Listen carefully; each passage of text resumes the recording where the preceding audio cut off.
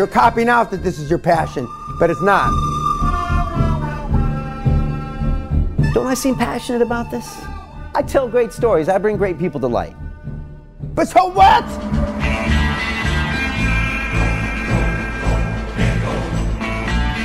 You're a cunt, Brian, not me. Explain.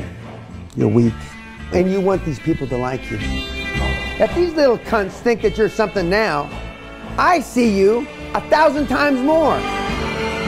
Because you love me, because you care. Yeah, absolutely. I know what you can be. They think you're a big fucking deal. I know you're not. And down deep inside, Brian, you know that I'm closer to being right than they are.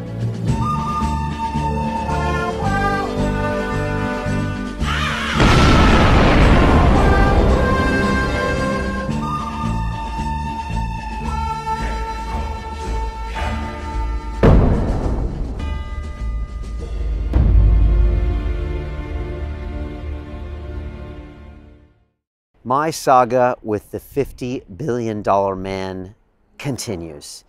It's almost 2 years since Dan Peña walked into my studio and altered my life, and now my clothing and my dress and perhaps the business of London Real forever. And for that, I am grateful. Dan, well, they just don't make him like that anymore. And I always feel that he's a dying breed, and we need to soak up as much of his wisdom as possible before he moves on, because I just don't think future generations are going to be anything like Dan Peña, and I think we need him to a certain extent in our life, even though I equally love and hate Mr. Dan Peña. We get into it here. We go deep in this episode. At one point, we're yelling at each other. He calls me some choice names, and I ask, Dan, it's because you love me, and I believe he admitted that he does. This is the classic father-son narrative going back to biblical times. I think the son is trying to kill the father or prove himself to the father. I'm not quite sure what's going on. And yet the father needs the son in so many ways. And Dan needs us, whether he wants to admit it or not, for lots of reasons. And that's okay. And we're going to continue this dance until one of us dies. And I love it. And I hope you're enjoying watching this part of my journey. You know, the crazy thing about London Real is it's my life, and it's being acted out in real time in front of you. So these people really affect me in a big way. My guests changed the course of my life, and not in little ways. And Dan is one of those people, very much so. And we get raw here, you know, and we show it to you all. So there's no editing when people call me four-letter words, as Dan does much on this show. So again, always bringing it to you real. I hope you enjoy it. And you know, they just don't make them like the $50 billion man anymore. A lot of people have asked, Brian, you know, what is London Real really about? Well, you know, it's a lot more than just me having conversations with amazing, fabulous individuals from around the world. There's actually an academy of over 1,000 members around the world that meet up in cities in every single country and push themselves to be better versions of themselves. We have summit meetings where hundreds of us gather. We get physical. We go out into the world. We form lifelong relationships because we're trying to get the best out of ourselves. It's really about being the best you, and I think it takes more than just watching videos to do that. And here's a little bit more about what we do.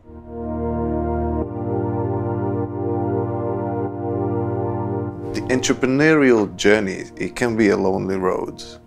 I push myself in so many areas, but you know, you can't do it all yourself.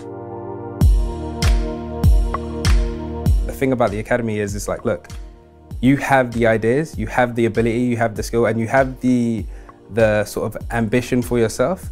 But when you have a group of people pulling you forward, it's so important.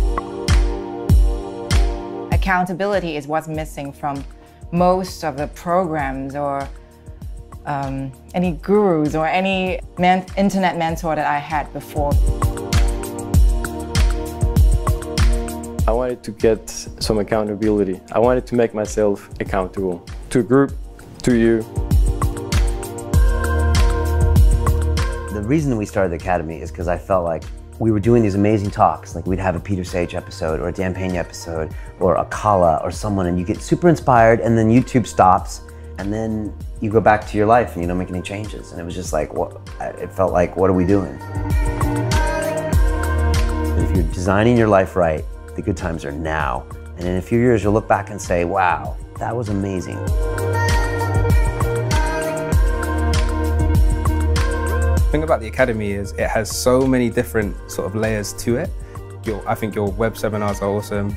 The way you broke it down and the style of your teaching is pretty awesome. I like the feed. When I have to motivate myself, I kind of look at others struggling and getting over those struggles. So I actually follow daily the feed. Best feature would be the sort of Facebook aspect of it, the social media aspect of it, as in creating a profile with your goals, your dreams.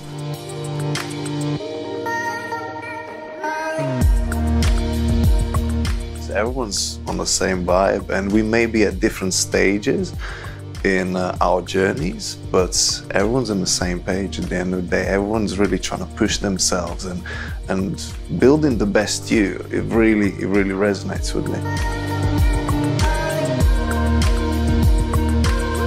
And the fact that I'm committing a small amount of money and the fact that I'm actually trying to interact with those people means that I'm invested and means that I will keep it for the long run.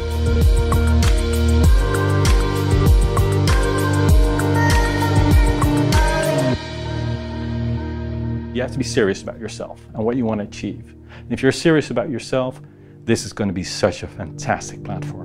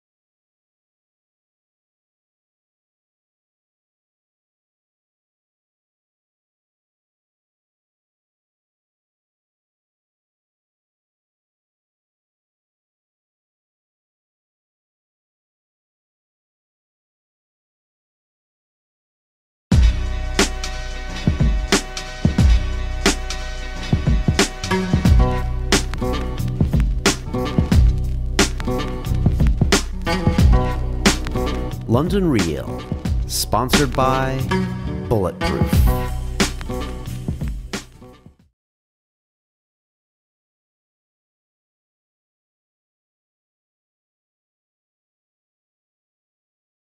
This is London Real. I am Brian Rose. My guest today is Dan Peña, who is an American-born businessman, entrepreneur, mentor, and creator of the Quantum Leap Advantage QLA methodology used to turn $850 into $450 million at the oil company Great Western Resources.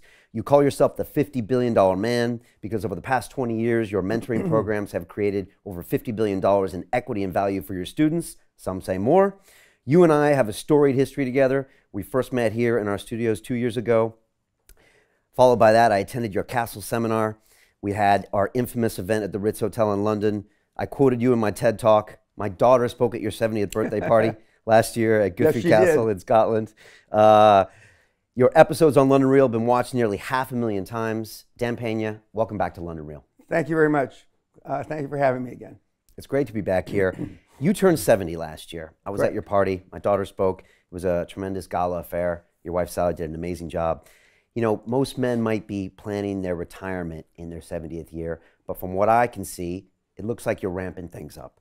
And I was wondering why you think that way, and what does this next year look like for you? Yeah, most of my contemporaries have toned their lives down, so to speak. And the last 3 or 4 years, I've done just the opposite. I didn't earmark 70 as to be a takeoff of anything special, other than in my 60s, I wanted to continue towards, from my middle to my late 60s, do more and more and be more and more, because as you've heard me say many times, QLA and Dan Peña are synonymous with being all that we can be. And 70 is just a year. I don't feel 70. I don't believe I look 70. I certainly don't act 70. So it should not be anything other than another birthday. But I am ramping things up, but I have been ramping things up basically since I first met you, or actually before we first met almost 2 years ago, and we sat for our first interview. And because I'm trying to continue to push the edges of the envelope. One of the new things in the seminar, actually since you've been there, we've added, is that for the kids, and I call you all kids because I'm either old enough to be your father or your grandfather, the kids have to, in their weekly reports, which they have to register now daily, instead of weekly reports where they fill out the last day or two, it's daily reports that then they send me once a week. But you have to do something every day that scares you. And that's a takeoff from Helen Keller, who said, or not said, she was deaf, dumb, everything. She couldn't do anything. And she said every day she did something to scare herself. Well, if you and I had all those afflictions, just getting out of bed would be scary enough.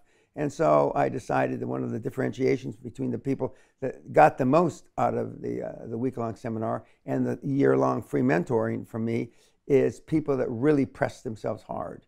So I translated that into they've got to do something and list it, what they did to scare themselves every single day. What are some of those things that they do? Oh, if you can talk about it. We've got, yeah, well, a couple of them we can't talk about, but I mean, most we can talk about. We had a guy that went and jumped off, and this wasn't a daily thing, because it took him a week to do this. He jumped the highest bungee jump in the world. I recently bungee jumped a couple years ago, but I didn't jump off the highest. He sought out the highest, okay? Another guy sought out jumping out of a plane, and a lot of people jumped out of a plane. I have myself, without a parachute, and having a guy skydive to catch him. No chute, no backup chute, no safety chute. Well, I'd think twice about that. Although I've done it, I think twice. When I was younger, I think twice that, let's say Brian Rose is going to catch me, you know? I'm not so sure that would happen. So we have things like that. We also have things that, you know, just for a person that has never made a cold call, okay, make 100 cold calls in a day. A cold call is defined by not ringing it and getting an answering machine, but getting through to somebody, having to get gatekeepers, secretaries. Others are making financial presentations. And it goes from there. It goes all over the board. But you have to do it every day, something. So in a month, you're doing it 30 days. And we don't give off weekends, in case you don't recall. I mean, that's 30 times. So by the time they get to the second or third month, and they've done this, and give them the benefit of the doubt, something happens. So they only did it 20 times in a month. You do this 40, 50, 60 times, you're a different person. You're a different person. For example, one of the scary things one of the guys did was to tell his in-laws to stay out of their fucking life. He and his wife. Now, just imagine, you're going to tell your in-law to stay out of your fucking life. You're fucking up your daughter, my wife. That's a scary thing. Some of the things are, a daughter's going to tell parents, I can't be there every weekend to come and see you. And they're not sick and they're not dying or anything like that. And so, but you do something that scares you, that because what we've done now, we've developed a methodology to make people feel comfortable being uncomfortable. And that's a quantum leap, pun intended.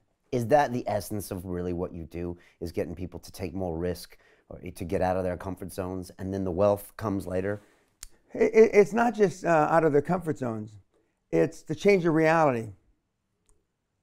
Okay, you know, your reality is different than my reality, and you know, your followers' realities are all different. But it's to change your reality and to make yourself accountable. That's not just getting outside your comfort zone, making yourself accountable.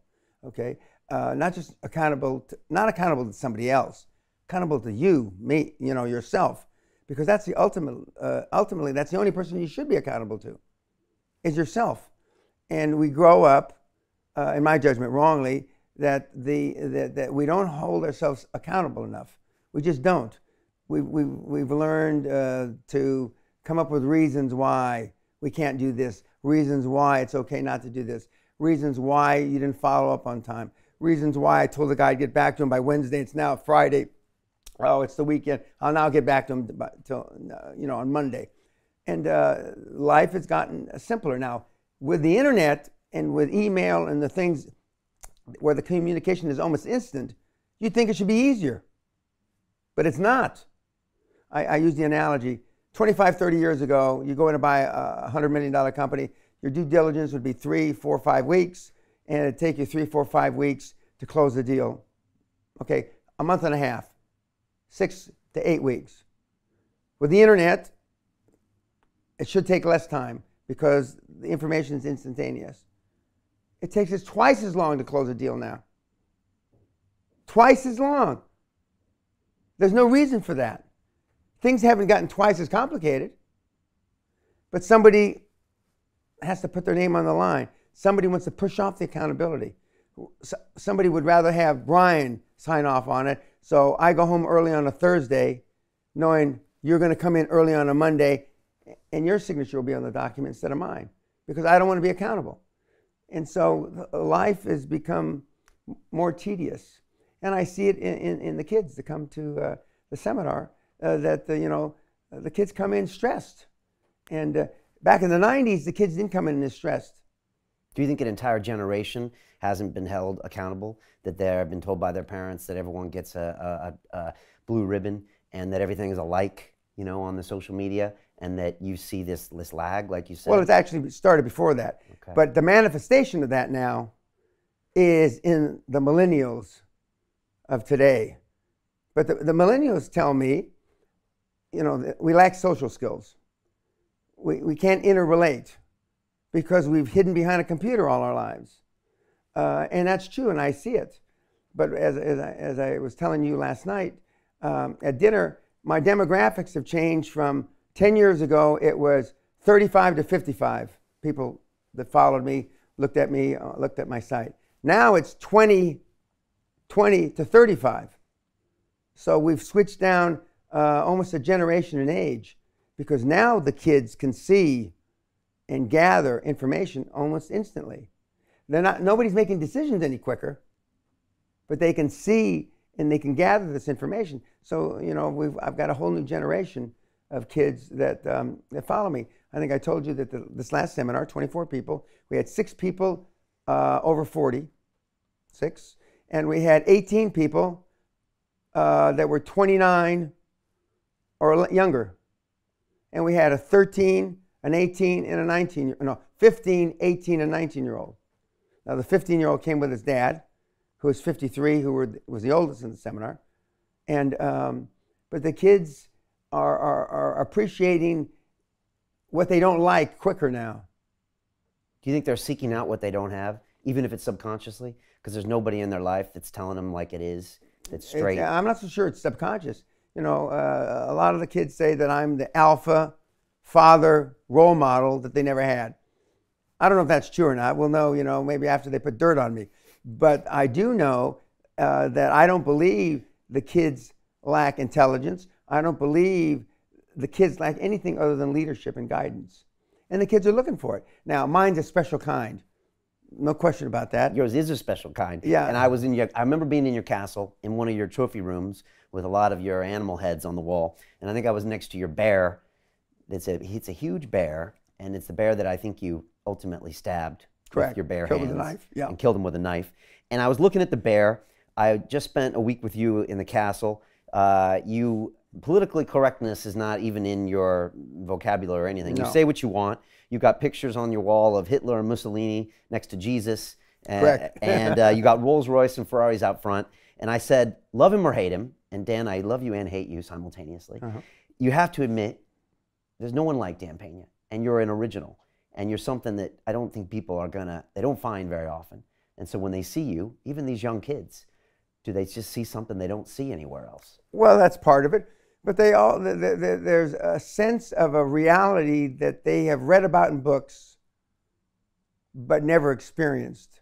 They've never tasted it themselves. And, you know, I am the real deal.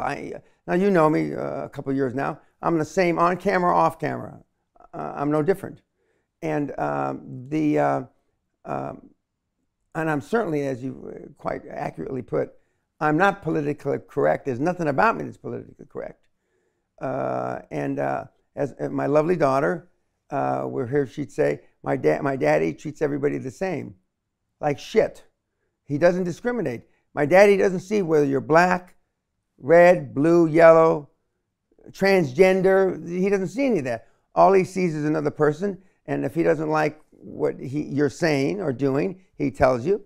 And if you should be stupid enough, this is my daughter talking, to ask him his opinion, he'll fucking give it to you.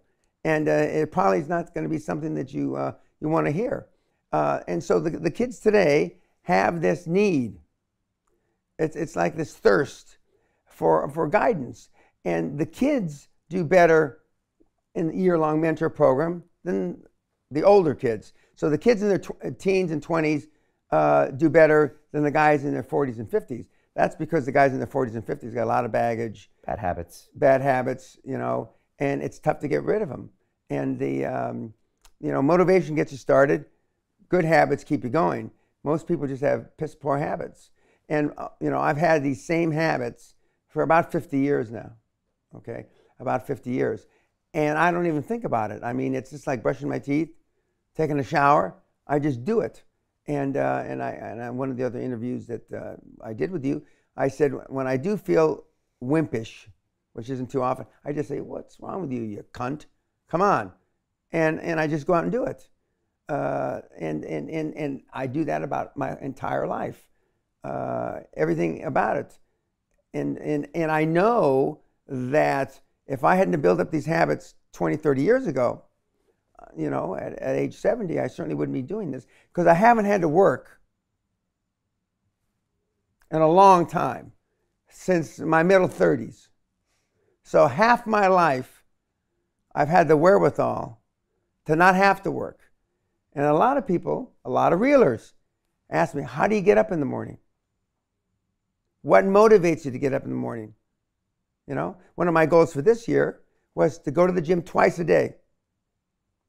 Not once a day, twice a day. And of course, I don't go to a gym per se. I have gyms in my home. So I got to walk 50 feet or 50 yards or something. So it's not like I got to get in a car.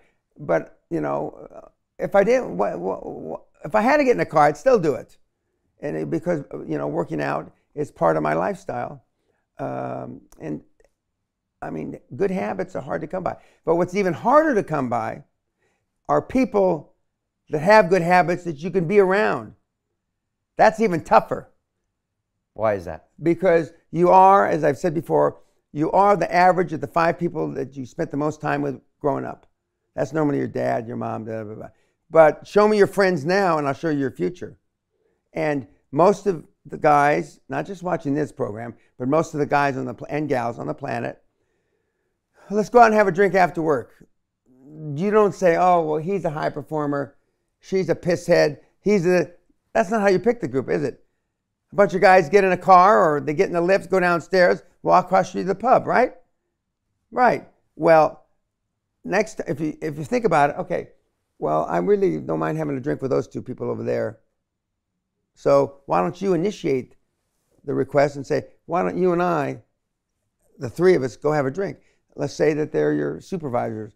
They're people that you look up to. They're more successful than you are, as opposed to the way that you do it now. So people don't spend enough time selecting that peer group, even Correct. if they have the good habits. You're Correct. saying that's not enough. Yeah, because they go to default. Okay. What are some of your other good habits before we move on? You said, well, working out I know is one of them, but what are some of them, if you had to pick 3 or 4, that highlight you as a high performer? I never give tacit approval. What does that mean? Tacit approval is you say some bullshit, okay? And I don't say anything, I'm quiet. Or I might even consciously or unconsciously shake my head like that. That's giving you tacit approval that I either agree or don't disagree enough to open my fucking mouth. So then now you go away to tell the other reelers, well, Dan agrees with that. Well, that's bullshit. So I go out of my way. And that's not one of the things that scares me, but I go out of my way to make sure that if I hear bullshit, I tell them it's bullshit. That's a good habit in life because it just keeps you with the right people. It Correct. gets your message out loud and clear. Correct. And especially in my position, because a lot of people follow me, it's even more important.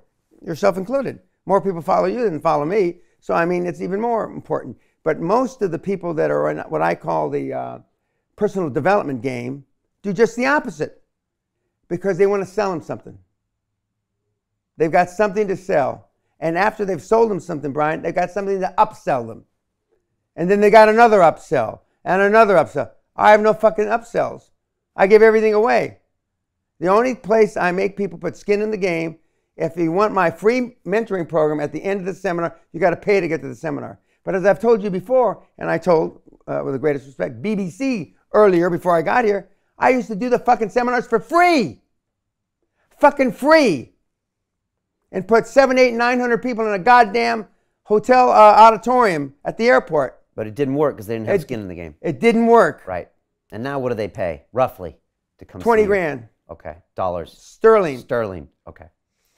And that's the way that works because you get them with skin in the game. All right. No tacit approval. Good. Give me a couple more. You already said working out. No tacit approval. Clean my Sam Walton's sundown rule. That means that before he left the office every day, until he died, until he got sick, everything on his desk, every message that came in, letter, etc. I don't think he was into emails. He answered. If nothing more, he had one of his assistants, same as I do, get back and say, Brian, Mr. Peña saw your message, and he'll get back to you by the day after tomorrow. At least he's saying he got the message, but he didn't have time to answer it right now. So I clear my desk, Sam Walton's sundown rule, every day. And some days, I normally go to sleep between 11:30 and 12. But the days that you get emails or people that get emails from me at 1:30, 1:45, or 2, it's because I was implementing Sam Walton's sundown rule. So that's a great habit. Sounds like over-communicate. That's what you do. You don't give tacit approval. You get back to people quickly. I get back to people quickly. In that line, I can't begin to tell you how many times I get through one of my 3 assistants or personally I couldn't believe how quickly he got back to me. Now, I once time, this is a lot of years ago, one of the big guys that runs one of the big banks here in the city, 69 days to get back to me. God, Allah, Buddha, the president of the fucking United States shouldn't have to take 69 days to reply. And it was a yes or no. It wasn't some thing he had to think through. I jumped on that cocksucker. I mean, I remember Sally and I took him out to dinner. It took me another 4 or 5 months to get a dinner, and all I did was give him a bollocking. The whole fucking time. I busted his balls. He said he wanted to bring 2 or 3 people with him. Fine. Why do you want that? And he says, because it'll be a learning experience for them. He didn't really know how much of a learning experience. And I said, I'm going to be myself, so-and-so. So you can bring as many as you want. And I ripped him a new fucking rectum. And those people around him had never seen him respond or not respond to getting a bollocking. Does everybody understand bollocking? A ball busting. Yeah. And Sally just, my right leg was all black and blue because that was Sally kicking me under the table. And she says, you know, Dan, and then I got up before dinner and made him pay. I got up, normally, you know, that's not how I do it. But Sally, we got to go. Well, the check's not here, so he'll take care of it. Don't worry. He brought 3 of his stooges anyway. All right, so over-communicate, and other people should too. Okay. Here's a rough example, and this isn't anything proprietary, but this is a rough example of what one of your communications looked like. Just all caps and reds. I don't know if anyone can see it here. And this is a typical message coming from you. And you're not a typist by any means. So no. This is index fingers. Actually, I use 3 fingers. This one and these 2. And you get these out in length, fast, to what, over 100 different mentees that you keep track of this year? Yeah. And over to everyone else. You've always been about over-communicating. Yeah. Because a lot of guys that are in the personal development business, which I'm not, but a lot of those guys, I don't know any of them that actually answer their own mail. And I answer my own mail. All my mail, I physically answer. Whether it's LinkedIn, I don't answer back too much on Facebook, but LinkedIn I do, and Twitter. I have messages, Peñas that go out. I don't put them out, but I mean the responses on Twitter I do myself physically, and because one, people can tell whether it's me or somebody else. You could answer for me and put it in red font, but they know it's not me. Because normally there's, you know, I have some 4-letter word in there to spicing up my reply, and I think it's important. It's just like I see people whenever I'm in these cities, like I'm here in London right now.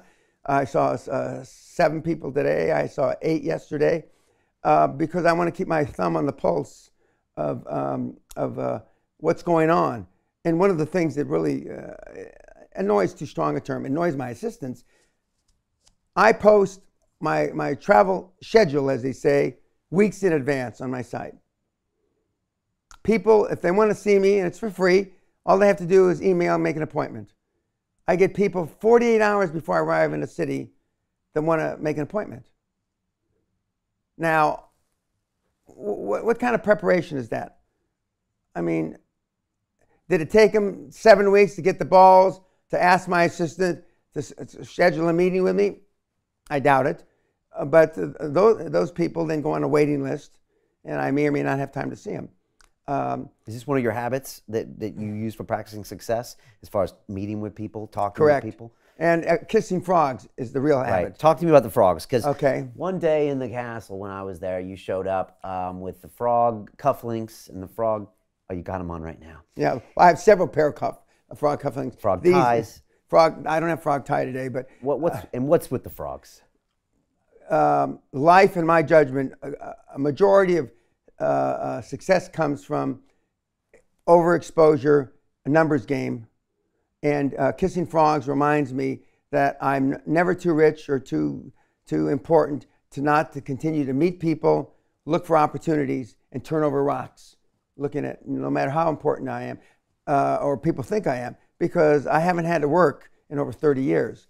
And so I kiss frogs, and in the castle and our various homes, I have literally hundreds of little stuffed frogs, ceramics, silver, gold, cufflinks, ties, because I want to never forget that I've got to continue to kiss frogs, and the 95% of my time is spent on kissing frogs. 95. Now, many of those frogs are my own mentees that I mentor for a year, and in some of the mentees, I say with a chuckle, wish that I didn't kiss so many frogs and I didn't hold them accountable. But part of that kissing frogs process, when you're part of the mentor program, is I make you accountable. I remind you what you said you were going to do. And I'm not the kind of person that you say, I'm going to do this, that, and the other. You better do this, that, and the other. Otherwise, I'm going to bust your fucking balls. And you'll either do it or you're out of the mentor program. The greatest thing about the mentor program is it's free. So I can toss any fucker I want out whenever I want. I wake up and I got a headache and I think about Brian. Oh, I wake up and I got a headache. I think about so-and-so. That's an exaggeration. But when it's free, and I could sell it, but I don't. Just like I don't sell the product. But it's kissing frogs is another habit. But the best habit, I think, I'm pretty sure, is I make myself accountable. And there's nobody I have to answer to. Nobody. Except the big man upstairs, okay? And some people say that my list is already too long to make up for. So I'm not sure I'm even accountable to him. But I make myself accountable. And I force myself to do things. Nobody, Sally says, do we have to, do that? I'll get in an extra meeting, or I'll ride with somebody to the airport or back because I didn't have time, and I felt I should have had time to see one more person. But I make myself very accountable. I also make myself accountable for success. I don't fail very often. I do fail. You're pretty open about all the failures. Yeah, I'm not ashamed of them. Right. That's what's made me who I am. You said failure is just testing. Correct. It's just testing. And I don't know. And I'm quick to pull the trigger two ways. I'm quick to pull the trigger and trying something, and I'm quick to pull the trigger and closing something. I know when the fucking dog don't hunt. Just turn the key. What does that mean, turn the key? Turn the key means close the fucking business. Most of the people watching this thing should either not be in business if they've got one, or close the fucker down if they got one. Because you got in business for all the wrong reasons, and you don't have the balls to close them down because of what other people are going to say. You have no idea how limitless it is when you're not afraid of what other people think or say. You have no idea.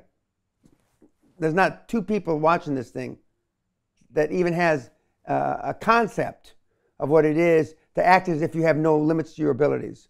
Zero. And that ties into the self-esteem. Correct. And that ties into what we see lacking in this world, and we see a lot of other signs of that. And Donald Trump is the preeminent manifestation that, at least in America, they're up to here with it. They know that Donald doesn't say everything that's truthful. They don't give a shit because they know no fucking politician gets elected on truth. Our current president is a classic example. He is a perfect example, the manifestation that the world, or America, is fed up with all the bullshit. And I believe that political correctness is a manifestation that the world has a lack of self-esteem. so we had lack of self-esteem. We get an Obama. And the fact that Trump is getting support, is that showing that we're shedding that off a little bit? When he becomes president of the United States, it's a long shot. I said a year ago, if he's serious about being president, he will rock not only the United States of America, he will rock the world. 5 months ago, he says he's going to punch Putin in the mouth, if you recall. 6 days later, Putin says, I like that man. What does that tell you, Brian? What does that tell these people listening? What? Respect gets respect. Instead of all this political horse shit. If Donald Trump becomes president, he's going to rock the planet. What does that mean, rock the planet? He's going to change it.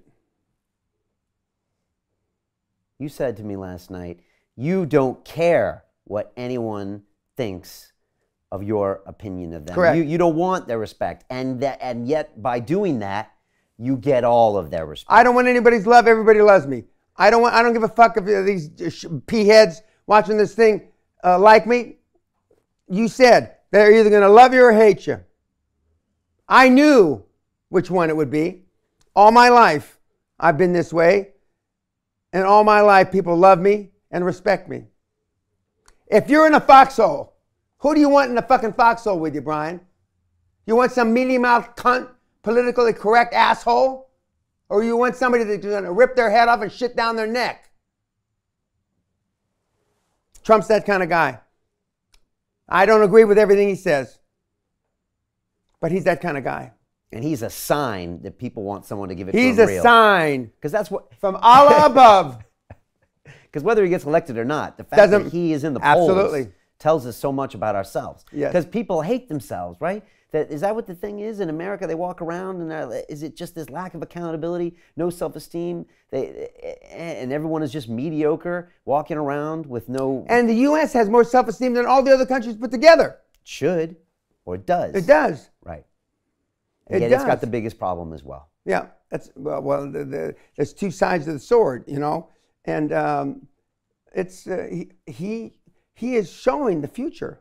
I mean, it's right there in front of us.